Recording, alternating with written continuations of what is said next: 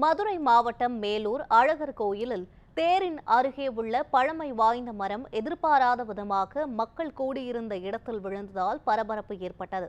இதுகுறித்து நமது செய்தியாளர் குமரேசன் வழங்கும் தகவல்களை கேட்கலாம். குமரேசன், மரம் விழுந்ததால் அந்த பகுதியில் போக்குவரத்து ஏதேனும் பாதிக்கப்பட்டிருக்கிறதா? மேலும் பொதுமக்களுக்கு ஏதேனும் காயங்கள் ஏற்பட்டிருக்கிறதா? அது பற்றின விவரங்களை சொல்லுங்க. கண்டிப்பாக யுவராணி, தற்போது மதுரை மாவட்டம் மேலூர் அருகே காலையில் இருந்து மாலை வரை இந்த பகுதியில் திருவிழா கோலம் கொண்டுள்ளது. இந்த பகுதியில் பல்லாயிரக்கணக்கான மக்கள் கூடியிருந்த நிலையில் காலையில் தேர் வடம் பிடித்து இருத்தல் நிகழ்வும், மாலையில் சந்தன காப்பு சாத்தும் நிகழ்வும் நடைபெற்றுக் கொண்டிருக்கின்றது. சற்று நேரத்தில் நடைபெறக்கூடிய இந்த திருவிழா காண்பதற்காக இந்த பகுதியில் அதிகமான மக்கள் கூடியிருந்த நிலையில் திடீரென்று தேர் அருகே உள்ள பழமை வாய்ந்த மரம் ஒன்று எதிர்பாராத விதமாக கீழே விழுந்தது.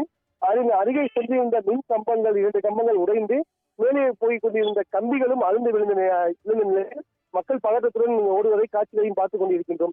இது போன்ற மரங்களையும் உடனடியாக அப்புறப்படுத்த வேண்டும் மற்றும் பழுதடைந்த மின்கம்பங்களை சரி செய்ய வேண்டும் என்பது மக்கள் கோரிக்கையாக பார்க்கப்படுகின்றது யுவராணி.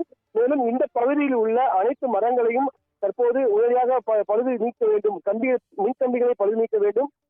திடீரென்று இந்த மின்கம்பி கூட்டத்தின் நடுவே அழுந்து விழுந்ததால் சிறிது மக்கள் பதற்றமடைந்து ஓடும் காட்சிகளையும் நாம் பார்த்துக் கொண்டிருக்கின்றோம்.